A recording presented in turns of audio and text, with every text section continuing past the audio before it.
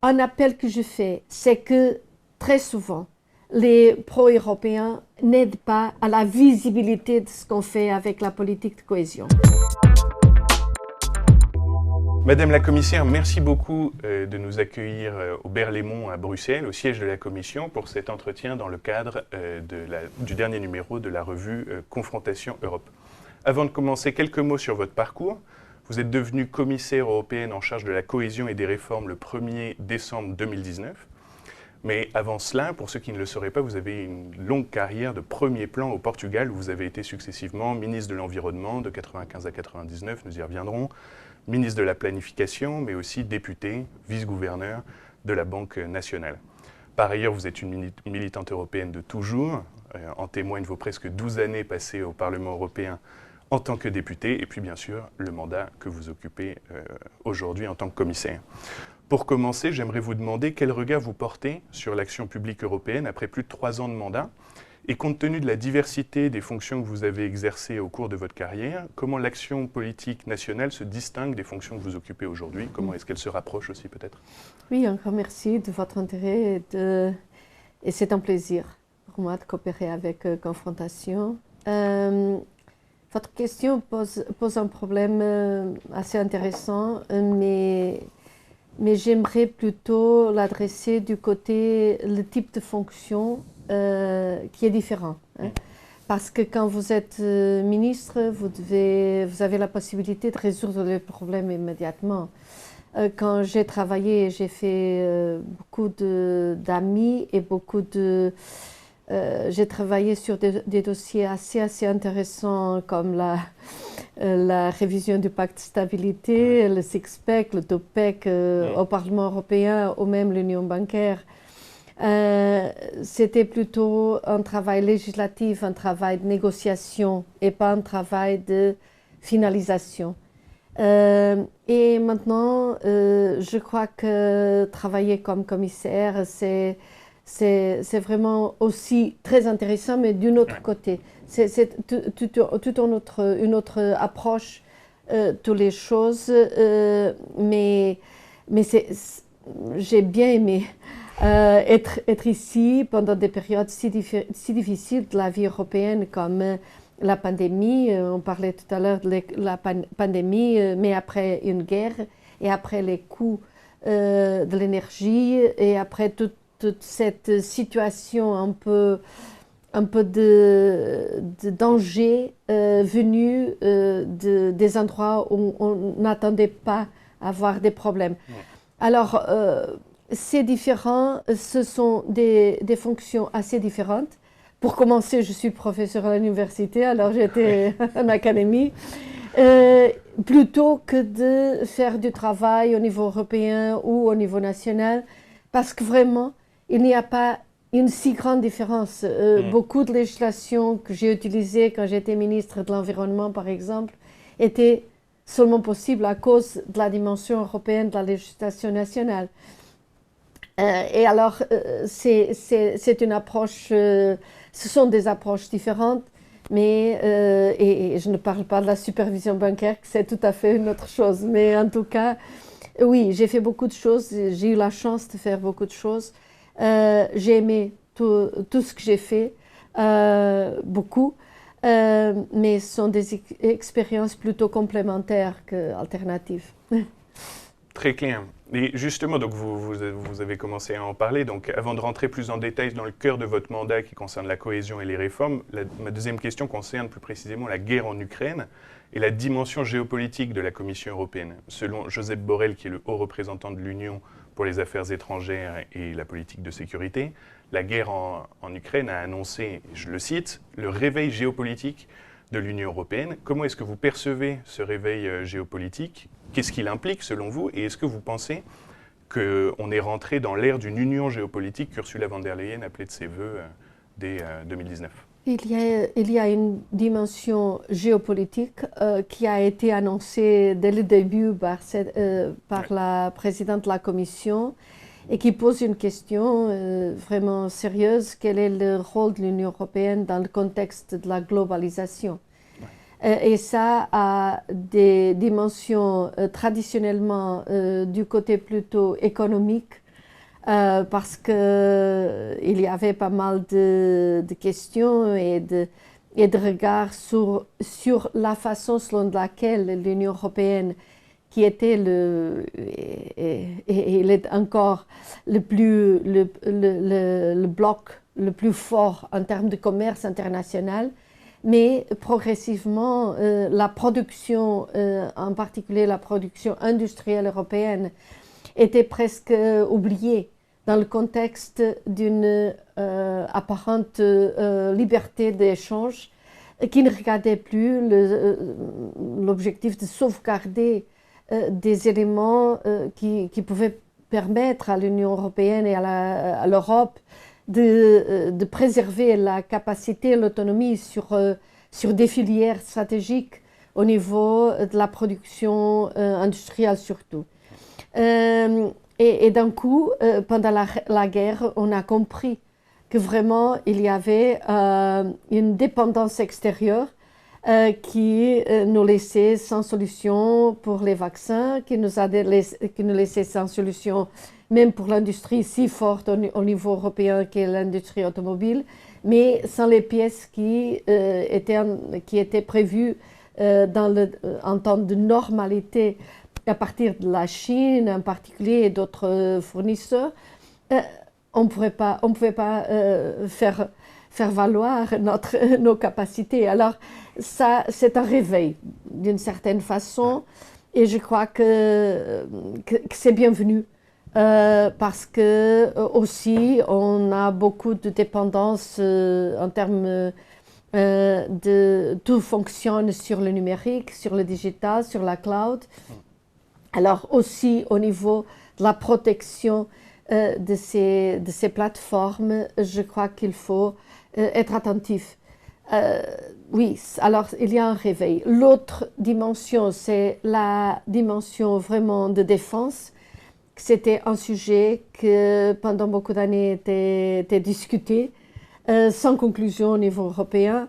Mais je crois que tout le monde était convaincu qu'après 70 ans de paix, avec une Union européenne qui était performante et qui a créé une stabilité, même quand je parlais avec des jeunes gens et je parlais alors l'Union européenne c'est la garantie de la paix au niveau européen, ils me regardaient comme si c'était quelque chose un peu extraordinaire, quelque chose du passé. Ouais. Et maintenant, d'un coup, on voit que la dimension défense, c'est une dimension vraiment importante si on veut préserver nos valeurs de liberté et de démocratie.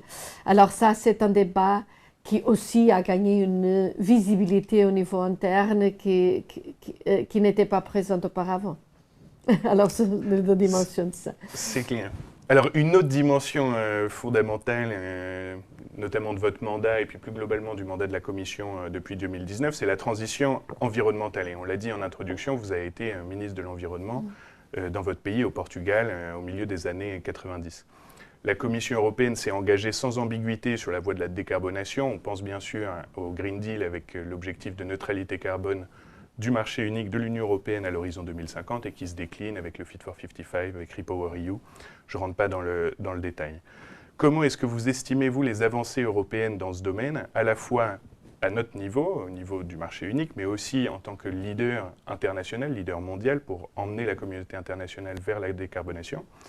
Et comment est-ce que vous voyez nos capacités à atteindre l'objectif de réduction de 55% de nos émissions de gaz à effet de serre d'ici 2030 et puis plus long terme, la neutralité à 2050?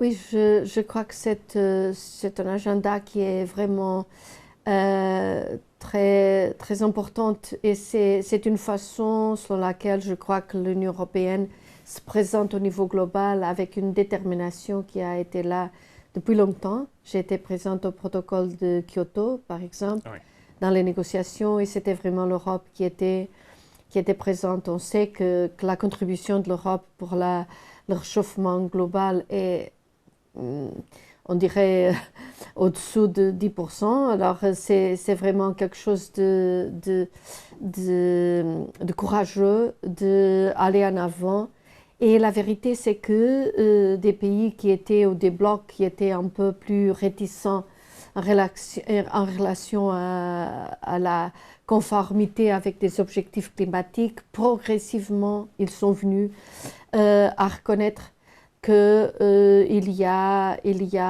vraiment un besoin, je dirais une émergence dans le dossier environnemental et climatique. C'est important de noter qu'il y a surtout une préoccupation sur le climat. Maintenant, on voit la Chine, par exemple, qui reconnaît et qui, dès il y a à peu près 10 ans, je crois qu'ils ont changé parce qu'ils ont reconnu à l'intérieur de son même pays qu'il y avait un risque énorme pour la santé publique et même pour la continuation de la dimension d'industrialisation économique et d'agriculture. Alors c'était vraiment un réveil pour eux. Et je crois qu'aussi aux États-Unis, il y a maintenant, et heureusement, un changement d'attitude. L'autre dimension que je voudrais noter, c'est que l'espoir de l'Europe est aussi un espoir d'avoir un rôle pionnier dans les nouvelles technologies. Et ça pose un défi en termes d'investissement en recherche, en développement, dans l'application de nouvelles technologies, nouvelles méthodes de gestion, soit du trafic, soit de la préservation de l'énergie au niveau des bâtiments, soit tout ça ouvre des nouvelles perspectives. Aussi l'économie circulaire, la recherche sur les matériaux plus performants. Et l'important aussi, et notre souci, c'est de maintenir cette trajectoire pionnière et ne pas laisser partir la capacité de production et d'ajouter valeur avec le transfert de ces nouvelles technologies dans l'industrie et dans nos entreprises. Alors, on essaie de le faire et je crois que tout ce qui est en train d'être fait au niveau, par exemple, des véhicules électriques, des batteries, de la recherche de l'hydrogène vert, tout ça est très important. Je crois qu'il y a un souci, c'est de ne pas, quand on concentre excessivement sur la dimension seulement du climat, c'est important de ne pas laisser partir le reste de l'environnement. Alors ça pose quelques questions. Par exemple, dans les techniques, bien sûr, il y a un débat, qui est un débat très français aussi sur le nucléaire. Et alors, ça serait très important de faire des progrès au niveau des résidus parce que ça n'est pas, et des risques, ça n'est pas complètement contrôlé. Et aussi au niveau de la capture de carbone capture and storage. Je ne sais pas vraiment comment on traduit ça en français, mais c'est le stockage du CO2 concentré, qui sont des sujets un peu plus compliqués et effectivement qui se posent en tant que dimensions qui ne peuvent pas être secondarisées totalement quand on adresse la question climatique. C'est clair. Et une autre question importante pour ce qui est de la transition environnementale européenne, et puis qui concerne aussi en premier lieu votre portefeuille, et on y rentre petit à petit, c'est la question de la transition juste, justement. Dans ce domaine, la Commission, il y a quelques semaines, en février dernier, a publié un plan industriel pour le Green Deal.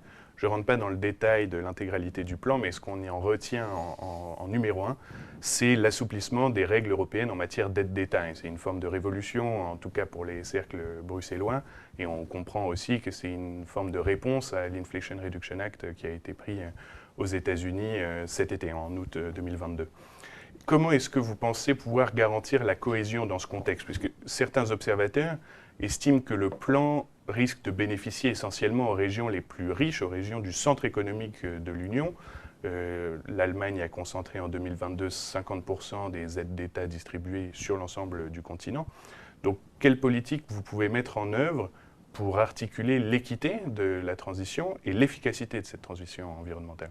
Oui, c'est une question très importante. On a, au niveau européen, fait quelque chose d'extraordinaire dans notre histoire, qui était la réponse, je crois, juste à la crise du Covid. Et c'était d'aller sur les marchés financiers et emprunter pour aider à faire un relancement économique. Et le relancement économique, on a demandé, on a voulu que ça puisse être basé sur une autre relation bien plus performante avec le climat et en adressant la question environnementale. Aussi avec une préoccupation de cohésion et une préoccupation d'utiliser les nouvelles technologies. Et ça a vraiment été décliné dans des limites assez importantes dans l'utilisation de ces fonds-là, qui s'ajoutent à des demandes très spécifiques. D'au moins 30% de la politique de cohésion des investissements doivent être concentrés sur effectivement le redressement en termes énergétiques et climatiques et environnementaux. Et alors, on a vraiment seulement sur la politique de cohésion déjà un investissement qui est d'ordre de 100 milliards d'euros pour cette période d'investissement dans des objectifs qui font vraiment le redressement des régions, qui relancent la croissance, mais sur une base écologique, énergétique, climatique bien plus exigeante. Maintenant, on n'a pas arrêté d'ajouter des éléments complémentaires sur cet agenda climatique. Et il y a cette initiative que vous venez de noter, et c'est vraiment un risque. Alors, dans ce moment, on est en train vraiment de réfléchir sur comment la politique de cohésion, qui a été utilisée à plusieurs moments pour faire vraiment une réponse au problème du Covid. On a historiquement aussi fait une révision ultra émergence pour permettre aux pays membres de transférer les ressources des fonds du FEDER, du Fonds social, même du Fonds de cohésion, pour adresser le problème sanitaire. Alors, on a utilisé les fonds structurels dans la dimension de 23 milliards d'euros dans tout ce que les pays avaient besoin. C'était l'appui aux petites et moyennes entreprises, l'appui aux travailleurs qui étaient en layoff, en Kurzarbeit, pour acheter des masques, pour acheter des ventilateurs pour les hôpitaux, pour payer extra work aux travailleurs de la santé. Après, on a fait un nouveau changement de la législation avec l'appui du Parlement européen qui était incroyable et des États membres naturellement. Mais on a fait ensemble un autre changement. Jusqu'à présent, on a investi 1 milliard d'euros pour les réfugiés ukrainiens, pour être reçus et les paiements à 100% de ces dépenses. Après, pour l'énergie aussi, les coûts d'énergie, et ça est encore en marche pour les pays. Et maintenant, on fait une réflexion sérieuse et peut-être on va faire un changement aussi de la législation pour permettre que quand les investissements qui sont net zéro prennent place dans une région retardée ou une région intermédiaire, que vraiment on crée des flexibilités pour que les fonds peuvent se substituer aux États membres qui ne peuvent pas, dans le cas des États membres, qui ne peuvent pas vraiment faire un appui parce qu'ils n'ont pas les conditions macroéconomiques et la force financière pour le faire. vraiment, le souci est que on a au niveau européen l'investissement en innovation est 7 fois plus fort dans les régions plus riches que dans les régions plus pauvres. Quand on fait un changement global au niveau soit de l'innovation, soit de l'ajustement vers l'environnement, les impacts sont complètement asymétriques. Et les régions qui sont plus à l'aise avec les nouvelles technologies, avec l'innovation, elles ont un avantage de départ. Et on n'aurait pas une Europe soutenable si on fait un accroissement de la fragmentation économique, de la fragmentation aussi sociale et politique au niveau européen. Et il y a une très forte corrélation entre ceux qui sont contre le système, Oui. si on peut le dire comme ça, contre la démocratie, contre l'Europe, et la sensation, le feeling qu'ils sont laissés de côté, qu'ils n'ont pas une place dans une vie qui, pour quelques-uns, est trop compliquée. On parle du digital.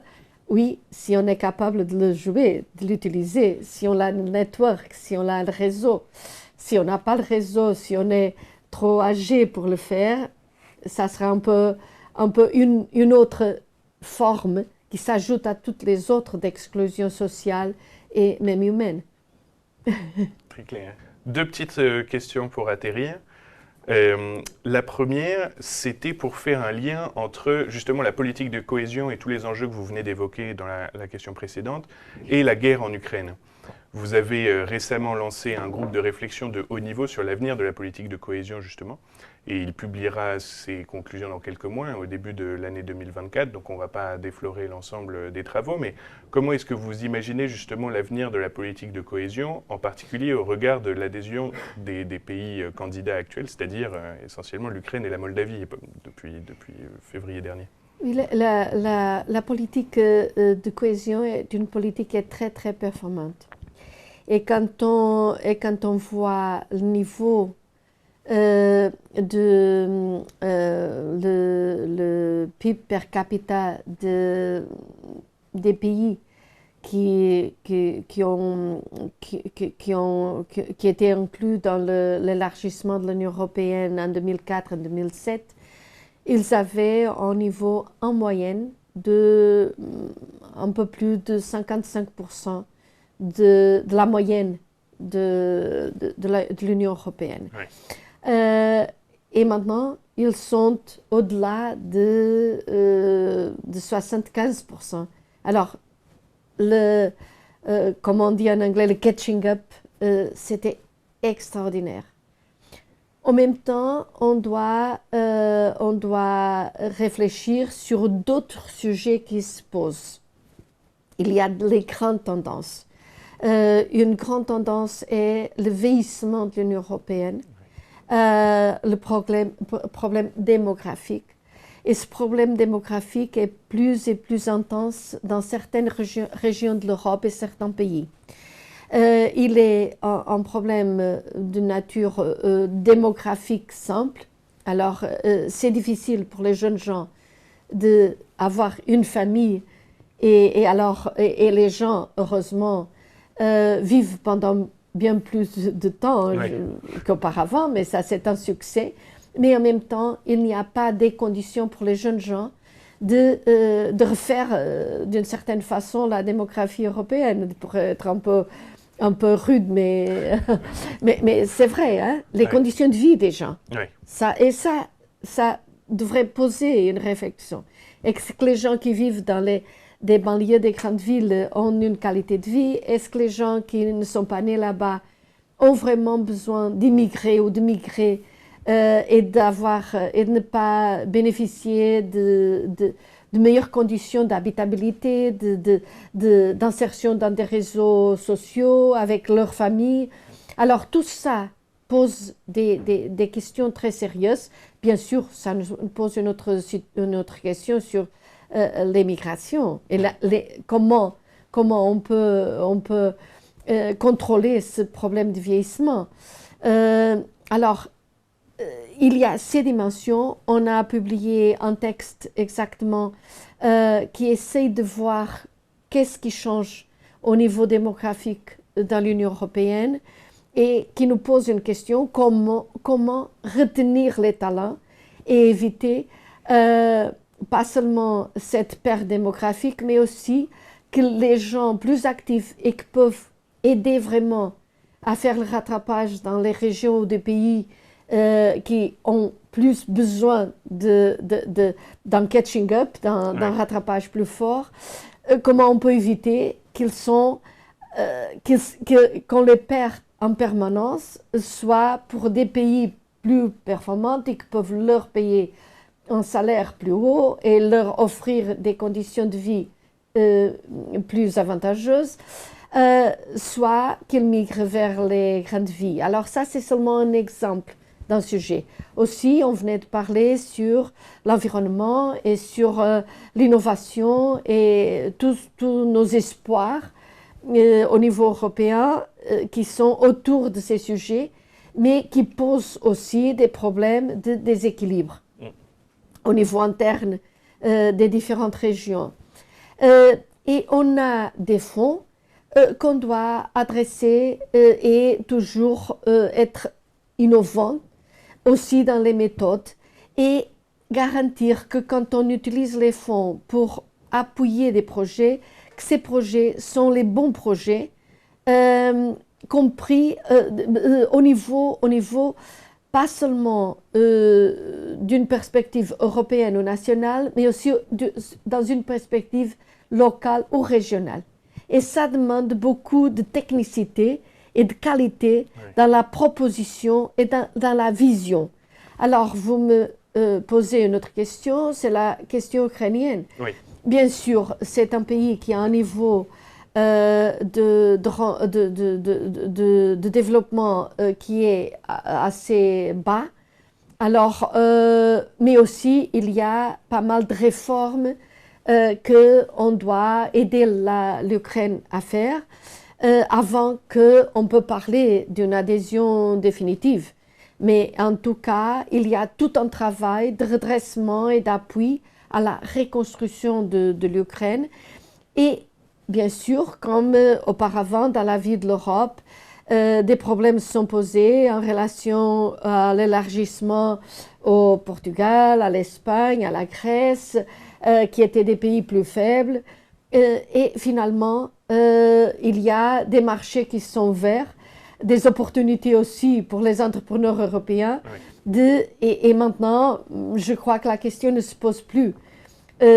Alors, toutes ces réflexions, comment faire mieux avec les moyens qu'on a, comment comprendre les changements qui sont en cours et comment s'adapter à cette situation. Bien sûr, on a des demandes en même temps de simplification des procédures.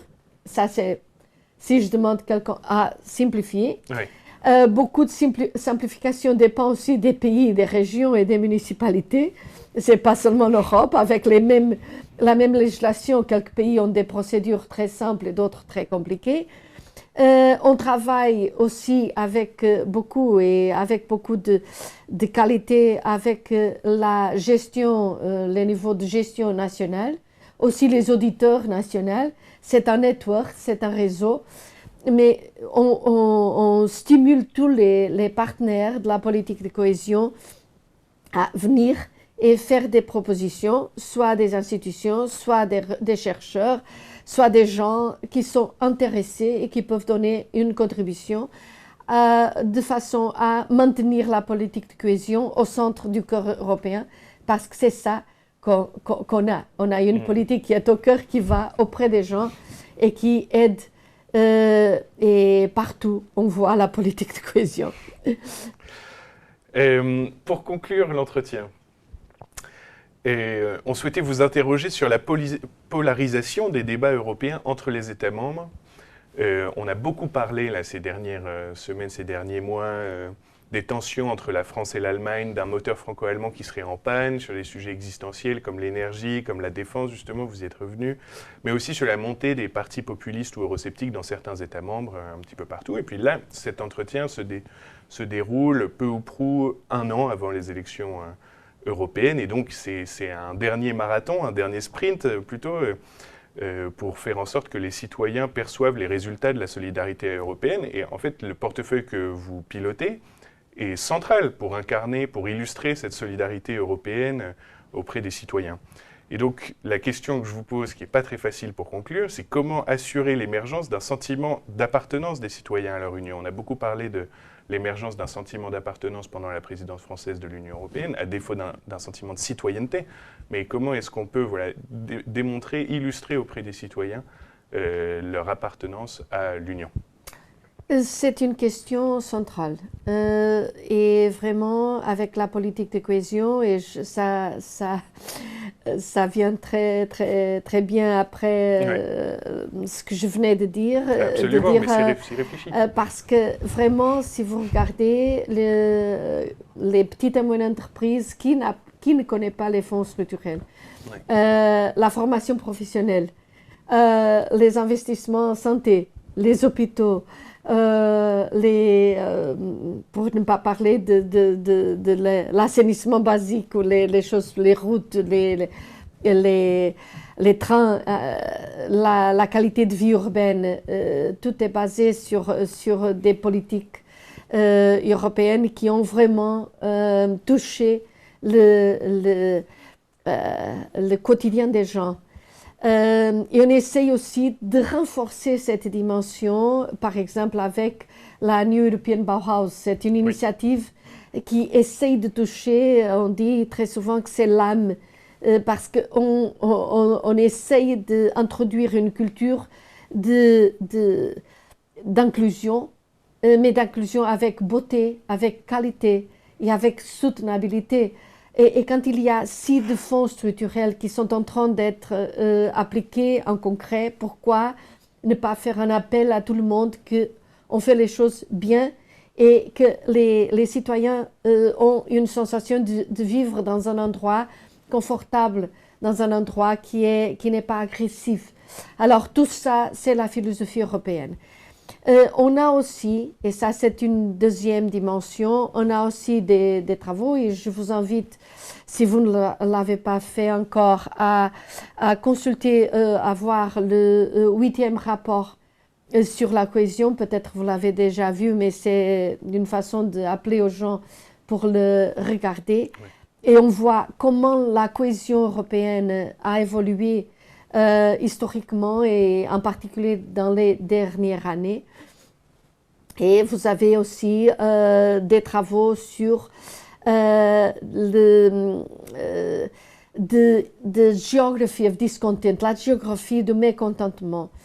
C'est un travail qu'on avait publié, on le revisite. Et vraiment, sous l'impact de la globalisation et de toutes les politiques qu'on a, même la politique commerciale, la politique agricole, la politique industrielle ou l'absence, la politique de recherche, tout ça a des impacts sur les territoires. Et la vérité, c'est que, comme je l'ai dit, la cohésion a aidé les pays à faire un rattrapage, mais on a un problème qui touche en particulier l'ouest et le sud de l'Europe, une partie très importante de la France, une partie de l'Espagne, le sud de l'Italie, la Grèce, le Portugal. Et c'est la stagnation de ces économies après une période qui a été une période de croissance avec les fonds structurels et avec l'élargissement et tout ça. Et les gens qui habitent une région où vous investissez vos épargnes dans la formation de vos fils, et après votre fille ou votre fils doit émigrer, doit aller quelque part parce qu'il ne trouve pas un travail, quand il n'y a pas un progrès et quand vous avez une situation de stagnation, ça, et dans ces dossiers que je viens de noter, il y a une corrélation même technique entre les votes dans des partis qui sont anti-européens, anti-démocratie et la stagnation ou même la perte de dynamique de certains endroits. Nous avons plusieurs situations. Il y a des régions qui commencent à être dépeuplées, qui sont des régions de montagne ou des régions avec une manque d'universités, de centres qui peuvent attraire les jeunes gens. Alors, il y a plusieurs des régions périphériques, il y a des régions qui sont en changement industriel et on a fait même le fonds de transition juste pour aider les régions très précisément. Mais en fait, il y a un sentiment de rejet parce qu'il y a l'interprétation, alors là, ce monde n'est pas pour moi. Un appel que je fais, et ça c'est très important aussi, c'est que très souvent, les pro-européens n'aident pas à la visibilité de ce qu'on fait avec la politique de cohésion. Et j'ai visité presque tous les pays européens, toujours je visite les régions les plus pauvres. Et la vérité, c'est que il n'y a pas quelquefois, par des raisons d'oubli, par des raisons d'habituation aux fonds structurels, mais quelquefois, on appelle les programmes, un programme, je ne sais pas quoi, on a Compète, on a Phoenix, on a compétitivité, on a ce que vous voulez, des programmes et après, les gens qui bénéficient des programmes, qui sont des programmes européens, mais qui sont bien sûr gérés avec les entités au niveau national et régional, dans ce transfert, il y a une perte de visibilité. Vous savez, par exemple, au niveau des vaccins, c'était un projet vraiment européen. Et quelquefois, je demande aux gens, alors comment serait votre vie si vous n'auriez pas compté sur l'appui européen dans la situation de crise? S'il n'y aurait pas des vaccins, peut-être la France serait capable de négocier avec les laboratoires, mais des pays plus petits, c'est presque un miracle que tout le monde a reçu en même temps, dans la même proportion, des vaccins qui étaient performants et qu'en même temps, l'Europe a été capable d'exporter et donner au monde à l'extérieur la même quantité de vaccins qu'on a utilisés à l'intérieur de l'Union européenne. Alors ça, c'est l'Europe en fonction. Qui serait de l'Europe s'il n'y aurait pas un appui d'émergence aux entreprises, aux hôpitaux, à tous ces gens, pour les masques, pour Alors, ça c'est l'Europe en action. Mais aussi dans les politiques plus structurelles, c'est très important que les maires, que les présidents de région, les entités au niveau du département ou au niveau du gouvernement central, qu'ils ne cachent pas que l'Europe, parce que l'Europe, c'est nous, sont tous les citoyens, sont tous les contributions de tous les citoyens européens qui sont après appliquées, utilisées pour améliorer la vie des gens et donner un futur à tout le monde, indépendamment de la place où ils sont nés, où ils ont le choix d'habiter, de vivre. Alors, et c'est ça la politique de cohésion, et si on ne la protège et si on ne la valorise pas, je crois qu'on n'aurait pas l'Europe, parce que la citoyenneté, c'est ça. C'est tout le monde avoir la chance d'un futur au niveau de l'Europe. Merci beaucoup, Madame la Commissaire. On entend cet appel et cette déclinaison des différentes illustrations de l'Europe en action. C'était parfait. Et merci beaucoup de nous avoir reçus au Berlaymont aujourd'hui. Un grand merci de votre intérêt.